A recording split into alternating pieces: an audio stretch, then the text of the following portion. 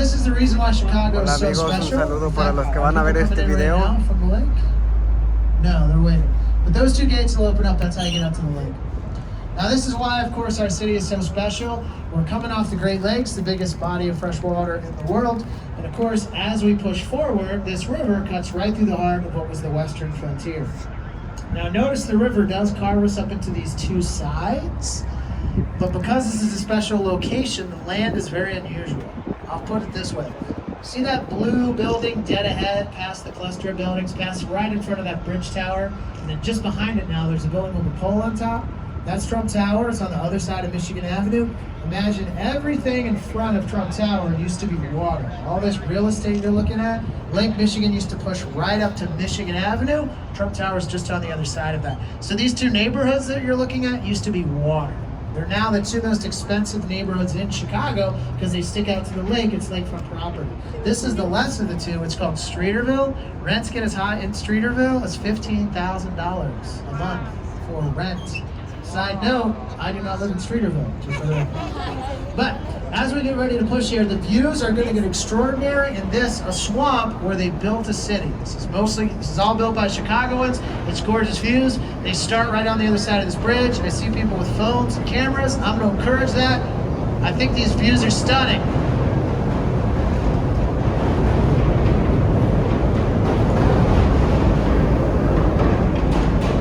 Right, how about this? Not too shabby.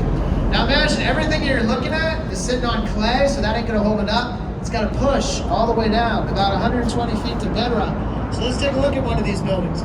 Straight over here to the left, you can see this blue, wavy trio of towers.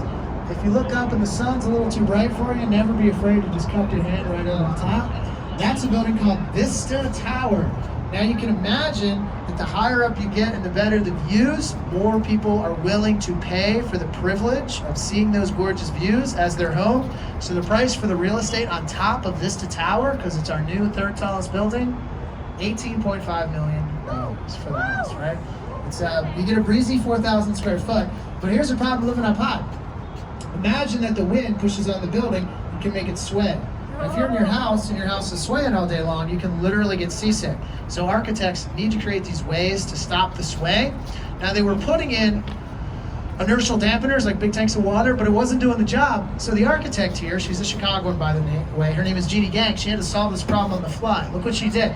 Look 12 stories from the top and you're gonna see that she left 2 floors open. That's called a blow through. So imagine the wind whipping through there, it leaves the building stable, keeps people inside not moving, doesn't let the wind push those billionaires around.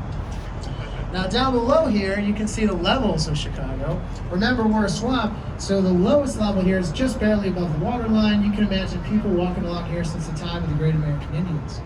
But, say 30 years after we form a city, now it's the 1860s, we're gonna create a level above our plumbing, and that's that secondary level there. At first it's Market Street. Today, it's one of the most cinematic drives in all of Chicago because it's cool and underground. That's where Batman drives, that's where the Blues Brothers drove. That's called Lower Wacker Drive, and up above that is of course Lower Wacker. These are the 3 levels of Chicago lifting up out of the marsh.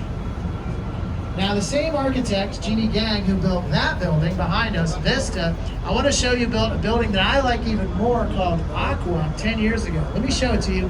It's famous for its gorgeous wavy lines. Look close at these wavy lines, and you're going to notice that they're balconies. Now a buddy of mine got invited to a party in this building, which is called Aqua because of its waves. And the first thing he did is walk outside and look down. And when he looked outside, you know what he saw? The neighbors. Some of these balconies wave past each other. They create human interaction points. But really what they're doing is waving for perspective. In other words, wherever the waves swell out, that's where views are best, and where they disappear, waves disappear. Now one final thing, see if you can see any railings on those balconies. They're there. It's just that Jeannie Gang found a way to make black railings vanish visually.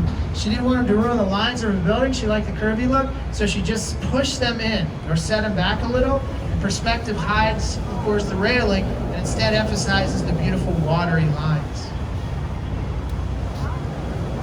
Now dead ahead of us is, of course, the second tallest building in the city, Trump Tower. So again, that's right behind Michigan Avenue. So pretty much imagine that Lake Michigan used to come up right up to here. Now we look a little closer, we can see this very tall building. It's our number 2 in the city of Chicago. But the architect here built the world's tallest building, which is in Dubai. If you're kind of curious, how tall is the world's tallest? Just imagine an identical twin of Trump Tower and put it on top of itself. Stack it double. That new height, still not as tall as the 2,700 feet. Pretty crazy. Now, if you look close, you'll notice these tan gray bands wrap around Trump Tower. They're a way that one architect can say hi to another through generations of history. Let me show you how they do it. Count 3 gray bands from the bottom. Get to that third one, shoot a line straight across. What do you see? It lines up right with the spire of the building next door. It's like a fist bump through history because an architect building in glass can say hello to the architect of the 20s who built right next door a very famous building called a Wrigley building.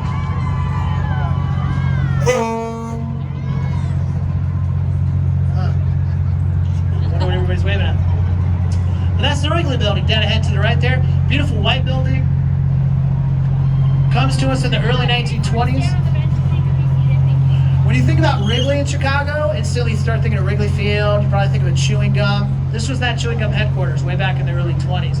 The man who built it, William Wrigley, wanted sort of a showy headquarters and what was to then an industrial area. But look at the building itself. Look up top, you'll see a clock tower. Look at the base.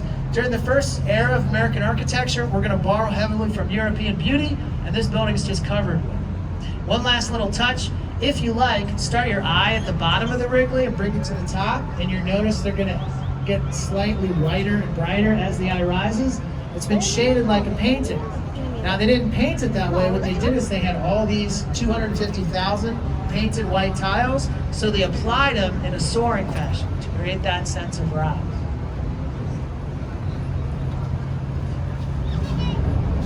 Notice the Michigan Avenue Bridge has a second name. The man we consider to be the founding father of Chicago is Jean-Baptiste Plant du Sable. He was a black man who spoke French. He started a fur trading outfit right over there to your right back in 1790. We consider him to be the bringer of business to this area, essentially the sort of founding father of the business city of Chicago. So this is right where he, of course, lived, back where the Amigos, este edificio es de mi tío Pelos de To the Lotes. left-hand side, I want to show you this building with these 4 little Roman temples on it, rising tower, temple on top. It's called the Jewelers Building, back at the time of Al Capone. Imagine all the jewelers are locked into one place. This is very convenient. However, jewelers in gangster-ridden Chicago are a little nervous about walking around with a big bag full of diamonds. Who can blame them? So the building has a security feature. It had, it's no longer there. But imagine it's 1926 and you want to drive your car under Lower Wacker Drive. It's a sort of highway to the city, perfect. You can pull your car from that highway right off into the basement and then pull your car onto an elevator, take an elevator right to the center of the building, and get your diamonds inside without ever being on the street with your bag of valuables. Look at the outside of the building, and again, you're going to see this European beauty. Ask yourself why. Why were architects so obsessed with beauty for a while? One simple reason is the height of buildings terrified people. It's a new superpower. Your ability to put a steel cage inside a building means you can build 4 times as tall as your father or your mother could build. So buildings are scaring people. So they wanted to create the opposite response of fear, which is peacefulness. How to get to peacefulness? Beauty. This was the idea. They suggested that you know you're looking at beauty when you feel peaceful. So take a look at the Jewelers Building and ask yourself, does it make me feel peaceful? If so, I think it's beautiful. On the other side of the river, to the right, I want to show you 2 corncob towers. We've lovingly nicknamed the corncob towers. They're actually the Marina City Towers. What's going on here is it's now the mid-1960s, and everybody's moving out to the suburbs. This is an architect trying to create downtown, tightly knit community. As you look at the building, think of it as kind of a vertical village. Now in a European area, you're going to have a plaza. That's the lowest level, a sort of circulatory system with connectivity, right? Everybody's meeting at the grocery store because you're always bumping into your neighbors. You can duck off and grab a drink at the restaurants and bar. There's even a little place where you can ice skate in the winter. Somebody's got a boat, you can go out and enjoy the river. Up above that is, of course, car garages. The architect kind of wanted to turn the garage into sort of a museum for automobiles. And then last, notice these little semicircular balconies. Everybody gets one, and they're shaped like the end of a rose petal. The units are shaped like rose petals. So you walk in, your unit starts narrow and fans out to greet the city. That architect, Mira Goldberg, thought everybody should get reasonably priced rent and a view of the city. Rental price for those units downtown Chicago, mid-60s, $235 a month. Wow, that's so cheap. Right? To the left, oh, this is the Spanish architect. He wanted to do a very playful building with an optical illusion built into it. If you want to see the illusion, look hard left at this mirrored glass and watch all the clouds go by because they create all this movement. Now, you want to see movement, so you want something stable in front. So what does he put in front? It's the outline of all these flat pillars. But look up, it's actually the outline of a Greek temple. This is in 1992. It's kind of a moment when skyscrapers start getting very playful and fun. Now this next little piece of Chicago I just love. Look at this little Riverwalk area. Theater style seating means it can accommodate a lot of people, but what did they put in here? Perfect, so simple but so brilliant.